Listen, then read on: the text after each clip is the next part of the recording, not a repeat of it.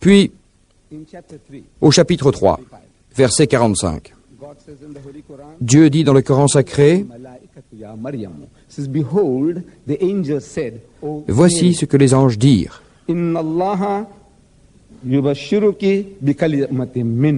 That God Almighty gives you glad tidings, the good news of a word from Him.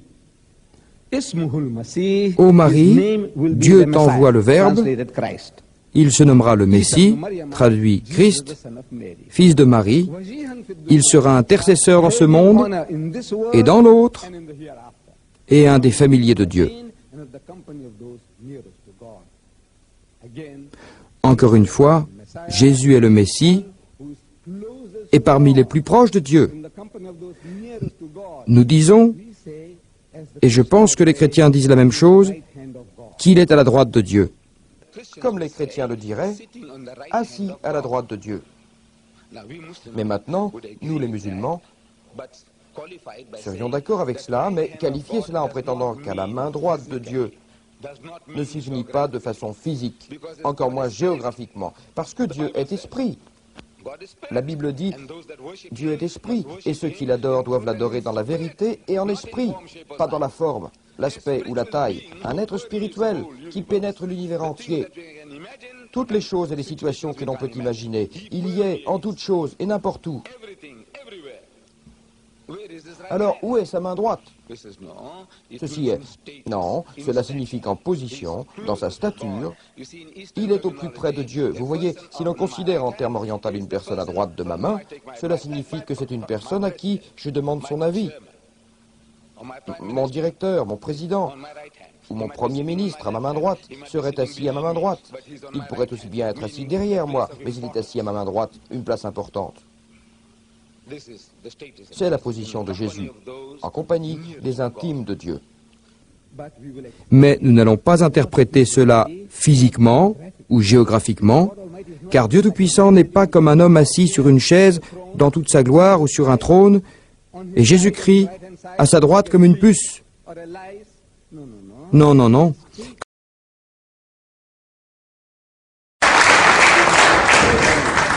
أعوذ بالله من الشيطان الرجيم بسم الله الرحمن الرحيم ما المسيح ابن مريم إلا رسول قد خلت من قبله الرسل وأمه صديقة كانا يأكلان الطعام انظر كيف نبين لهم الآيات ثم انظر أنا ينفقون صدق الله المولى العظيم. Et il disait à propos du prophète, paix sur lui, il a nié la mort et la résurrection de Jésus, il a nié que Jésus fut le Messie,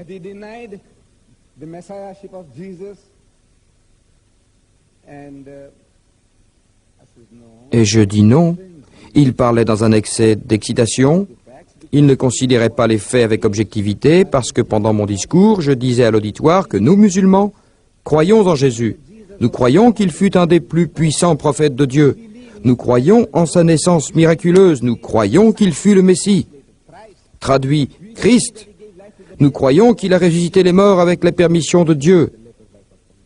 Qu'il a redonné la vue à l'aveugle et qu'il a guéri les lépreux avec la permission de Dieu. C'était ce que j'ai dit, qu'il est le Messie. J'ai dit que Jésus est le Messie. Je n'ai pas dit que Mohammed était le Messie. Il dit non, Mohammed nie tout cela. Alors j'aimerais que notre frère retire ce qu'il a dit lors des 10 minutes qui lui restent, qu'il dise qu'il est désolé. Dans le verset que je vous ai lu tout à l'heure, le mot y est très certainement le Messie, le fils de Marie, n'est pas plus qu'un messager. Nombreux sont les messagers qui sont passés avant lui. Et sa mère était une femme vertueuse. Elle était une sainte femme, paix sur elle. Marie, la mère de Jésus, elle était une femme vertueuse, une sainte femme. Et tous les deux mangeaient de la nourriture. Nous mangeons tous de la nourriture. Pourquoi Dieu Tout-Puissant veut-il attirer l'attention sur le fait qu'ils mangeaient, la mère et le fils, de la nourriture tous les deux? Parce qu'il essaye de vous dire que quiconque mange de la nourriture ne peut jamais être un Dieu. Il est digne d'adoration. Dans l'Église catholique romaine, les gens adorent Marie en tant que mère de Dieu. Les chrétiens en général disent que Jésus est Dieu et ils l'adorent. Dieu dit que tous les deux mangeaient de la nourriture. En d'autres termes, si vous mangez de la nourriture, vous allez subir l'appel de la nature. Vous aurez besoin d'aller aux toilettes. Maintenant, pour ce qui concerne, vous voyez que cela devient absurde quand on pense que Jésus-Christ est Dieu. Un homme que l'on aime, que l'on respecte, que l'on révère.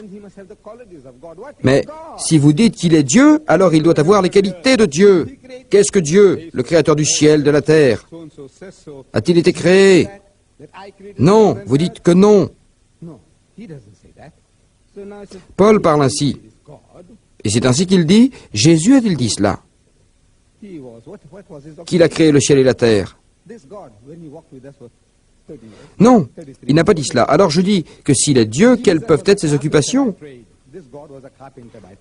Ce Dieu qui vous accompagne pendant 30 ou 33 ans, à quoi est-il occupé? Le métier de Jésus était celui de charpentier. Ce Dieu était donc vraiment un charpentier. Dans Saint Marc, chapitre 6, verset 3, et Saint Matthieu, chapitre 13, verset 55, ils disent « Fils d'un charpentier ». C'est un charpentier et il est le fils d'un charpentier. Cela ne convient pas à Dieu. Jésus, s'il est Dieu, il est décrit comme un Dieu dormant. Dieu ne dort pas. Le Coran dit, ni il ne dort, ni le sommeil ne l'emporte. Mais ce Dieu, entre guillemets, s'il était Dieu, je lis Saint Matthieu, chapitre 8, verset 24, il dormait. Dieu dormait. Saint Luc, chapitre 8, verset 23, il tomba de sommeil. Dieu tombe de sommeil. Marc, chapitre 4, verset 38, il était à la partie arrière du bateau dormant sur un oreiller. Dieu, j'ai lu ça, s'il vous plaît.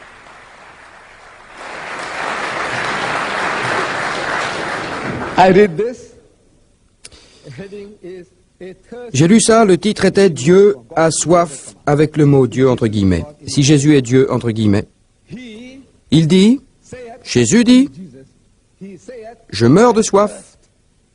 J'ai soif. Dieu, j'ai soif. Dieu est et Jésus a soif. Il a dit qu'il avait soif et qu'il boit. Moi, j'ai soif. Est-ce une qualité de Dieu? Je meurs de soif. Un Dieu qui se sent las. Dieu, entre guillemets. Alors Jésus se sent las, fatigué après ce voyage. Il s'assoit au bord du puits. Saint Jean, chapitre 4, verset 6. Un Dieu affligé, entre guillemets, et il a commencé à se sentir très triste et lourd. Saint Matthieu, chapitre 26, verset 27. Alors il leur dit, « Mon âme est si triste que je me sens au bord de la mort. » Saint Matthieu, chapitre 27, verset 38. Un Dieu gémissant. Nous avons déjà traité cela. Je vous donne quelque chose. Si vous vous en souvenez, vous pouvez gagner un jeu, concours. Vous gagnerez un concours sur la Bible. La phrase la plus courte de la Bible, seulement 2 mots. La phrase la plus courte de la Bible. Si vous vous souvenez de cela, vous pouvez gagner un concours. Le titre ici est « Le Dieu qui pleure ». Un Dieu qui pleure.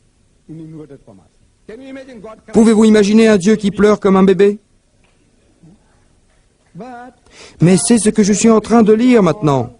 Jean, chapitre 11, verset 35. Jésus pleura. C'est tout.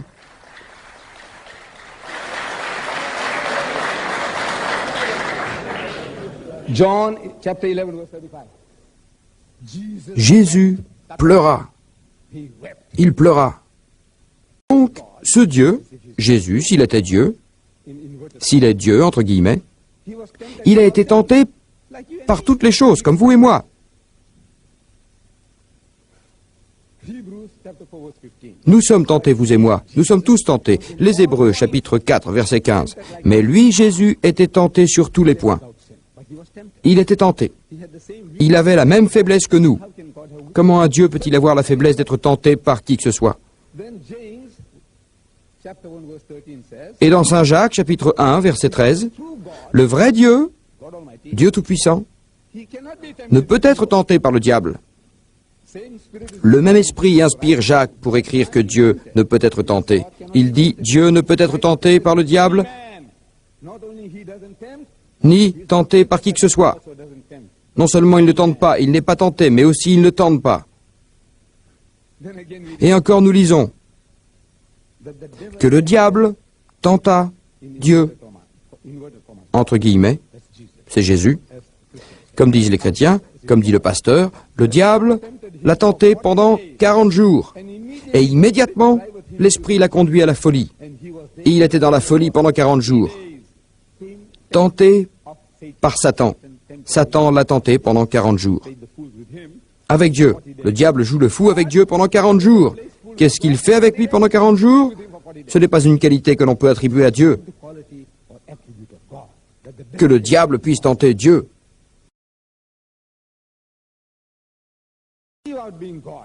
Laissez le fait d'être Dieu. Oubliez pour le moment le fait qu'il soit Dieu. Écoutons Jésus et son humilité. Dans Saint Matthieu, chapitre 1, versets 16 et 17. Et voyez-vous, quelqu'un s'approcha de lui et lui dit à Jésus, « Bon maître, quelle bonne action puis-je faire pour m'assurer la vie éternelle ?» Et il lui répondit, Jésus lui répondit, « Pourquoi me qualifies-tu de bon? Pourquoi me dis-tu bon? Nul ne peut être bon que Dieu. Seul Dieu est bon. Il est la bonté même. Il refuse que l'on puisse le qualifier de bon. Comment voulez-vous qu'il demande qu'on l'appelle Dieu?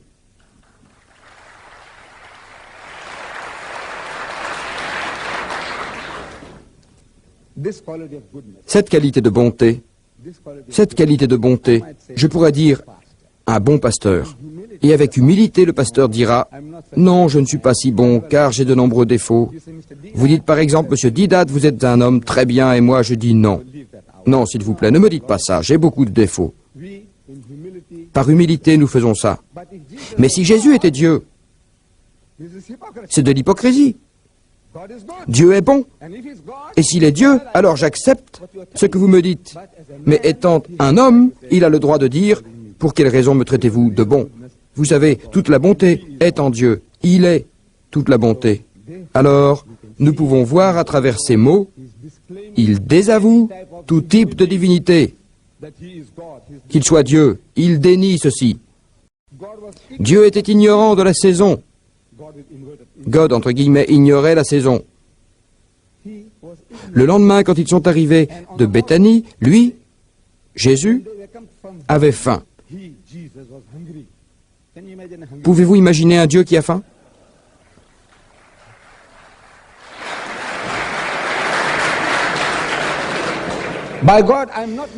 Je vous jure que je ne me moque pas de Jésus.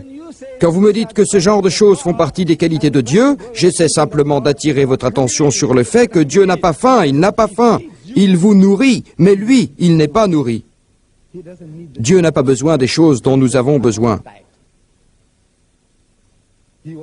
Du poisson bouilli et du miel ne sont pas son régime. Il avait faim, et il a vu un figuier un peu loin qui avait quelques feuilles. Il s'approcha dans l'espoir de trouver quelques fruits sur cet arbre. Un homme qui a faim. Quand je vois quelques feuilles, et quand il y était, il n'y avait que les feuilles. Pourquoi? Il n'était pas encore temps pour les figues. Ce n'était pas la saison. Je ne sais pas quel genre de fruits vous avez ici en saison. En été, mais disons que vous me dites tel ou tel fruit, des prunes ou au mois de mai. Je viens. Par exemple, j'ai entendu des Suédoises, par exemple. Je viens et je dis j'ai envie de vos prunes. Vous me dites, Monsieur Didat, nous sommes au milieu de l'hiver et nous n'avons pas de prunes en hiver. Vous devriez venir au mois de mai, juin ou juillet. Bon, je peux connaître cette erreur. Vous pouvez commettre une telle erreur. Vous vous attendez à une sorte de fruit et vous venez en Afrique du Sud. Je parle de délicieux fruits que nous avons là-bas et vous venez hors saison. Vous savez, c'est litchis que nous avons en décembre. Si vous venez en juillet ou en juin, je dirais, personne ne vous tiendra à rigueur pour cela, pour ne pas savoir ce qui pousse dans cette saison ou ce qui ne pousse pas. Mais Dieu Tout-Puissant devrait savoir ce qu'il y a dans la saison et ce qu'il n'y a pas. Vous n'avez pas besoin d'être un Dieu pour savoir Quelques connaissances générales à propos de votre pays, pasteur. Vous sauriez ce qui pousse en saison ou en dehors de la saison. Si c'est hors saison, vous n'avez aucun droit d'attendre des fruits d'un arbre fruitier. Aucun droit. Parce que votre Père créa les choses ainsi. Dieu Tout-Puissant fit l'arbre et instaura une loi selon laquelle à certaines saisons, les fruits poussent et dans d'autres, rien ne pousse. Vous attendez des fruits en dehors de la saison parce que vous avez faim et que vous êtes perdu. Et quand il n'y a pas de fruits, vous maudissez l'arbre qui respecte la loi de Dieu, la loi de votre Père. Quelle sorte d'attitude irrationnelle. Les dieux ne font pas cela. Certaines personnes ne feraient pas cela. Je ne peux pas croire que mon maître Jésus aurait détruit un arbre qui ne porte pas de fruits hors saison. Je ne peux pas le croire. Je ne peux pas l'accepter. Alors si vous me dites que c'est la parole de Dieu, la parole de Jésus, non, non, non, non, non. C'est quelqu'un qui a certainement mal compris et je peux même vous donner l'explication. Comment cela existe dans le livre, mais ceci est en dehors de notre sujet. Jésus,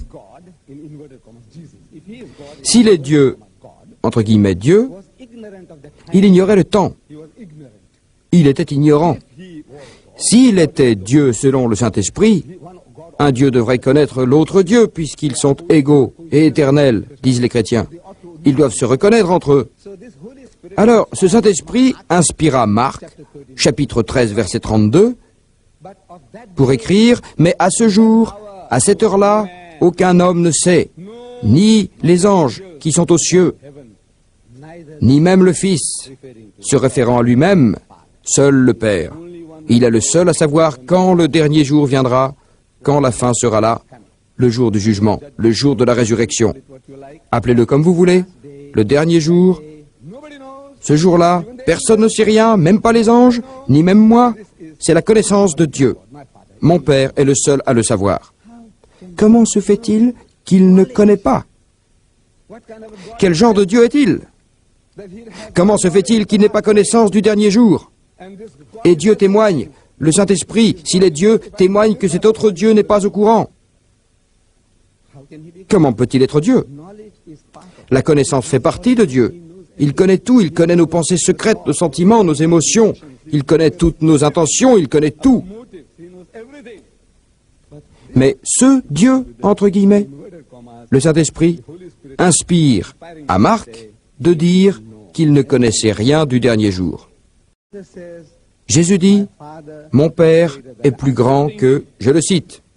« Mon Père est plus grand que moi. » Plus loin, il dit, « Mon Père est plus grand que tout. » Plus loin, il dit encore, « De ma propre personne, je ne peux rien faire. » Je cite, monsieur. Il a dit, « Les mots que je vous dis ne sont pas les miens, mais le Père qui m'a envoyé m'a chargé de transmettre un commandement de ce que je devrais dire. » Et ce qu'il a dit était la vérité. Ce que Jésus a dit était la vérité. Peut-être comprenez-vous les choses différemment, mais je suis préparé à... Je mettrai mon cou sous la guillotine, coupez ma tête si vous le voulez, mais montrez-moi l'autorité de Jésus. Ce que Jésus dit, je suis Dieu, ou adorez-moi. Mais vous savez quoi? Vous allez voir, pendant les 10 dernières minutes. Je parle dans un anglais très simplifié, je parle dans un anglais de base. Je veux la parole de Jésus. Où Jésus dit-il, j'espère que vous comprenez tous mon anglais, où Jésus dit-il, je suis Dieu, où Jésus dit-il, adorez-moi. J'espère que vous allez vous souvenir de cela pendant les dernières 10 minutes qui resteront au pasteur. On verra bien s'il sera capable de me citer, de me montrer un verset où Jésus dit qu'il est Dieu ou demandant au peuple de l'adorer. Et Pierre, le plus grand des disciples, Jésus l'a nommé, on a donné à Pierre les clés du paradis. Pierre, prends mon troupeau, mes agneaux, mes fidèles. Pierre, dans le livre des Actes, dit, vous, le peuple d'Israël, ô Jésus, s'adressant aux Juifs, écoutez ces mots. Jésus de Nazareth, un homme approuvé par Dieu est parmi vous, par des miracles, par des merveilles et par des signes. Quel Dieu a fait tout ça? Qui l'a fait? Pierre est le Saint-Esprit qui l'inspire. Quel Dieu a fait tout cela à travers lui parmi vous? Vous le savez très bien. Qui? Dieu. Ce Dieu, Jésus, s'il était Dieu entre guillemets, a appris à travers l'expérience. Il a de l'expérience, comme vous et moi. On dit qu'un homme sage apprend à travers l'expérience. Mais l'homme plus sage est celui qui apprend à travers l'expérience des autres. Vous savez, quand les autres font des erreurs, nous devons tirer quelque chose de cela, une leçon pour ne pas commettre la même erreur. Mais Jésus-Christ n'a pas eu cette opportunité, selon le livre des Hébreux, chapitre 5, verset 8. Apprendre l'obéissance par la souffrance. Il apprend par la souffrance. Il a fait une erreur et il s'est brûlé. Il fait une autre erreur et il souffre. Maintenant, il a appris. Il a appris à travers l'expérience qui l'a fait souffrir. Ce n'est pas une des qualités de Dieu. Par rapport à Jésus et au fait qu'il se dise Dieu, voyez-vous, le pasteur dira que c'est un challenge, je dis que je supplie nos frères chrétiens. Car dans mes réunions, à travers le monde, quand j'en ai l'opportunité, je fais appel à vous, mes frères et sœurs, rendez-moi ce service. Si Jésus est Dieu, j'aimerais que vous me montriez un seul verset dans votre Bible, seulement un, n'importe lequel dans votre Bible, dans n'importe quelle version de la Bible, où Jésus dit « Je suis Dieu » ou « Adorez-moi ». أعوذ بالله من الشيطان الرجيم بسم الله الرحمن الرحيم يا أهل الكتاب لا تغلوا في دينكم ولا تقولوا على الله إلا الحق إنما المسيح عيسى ابن مريم رسول الله وكلمته ألقاها إلى مريم وروح منه فآمنوا بالله ورسله ولا تقولوا ثلاثة انتهوا خيرا لكم إنما الله إله واحد سبحانه أن يكون له ولد له ما في السماوات وما في الأرض وكفى بالله وكيلا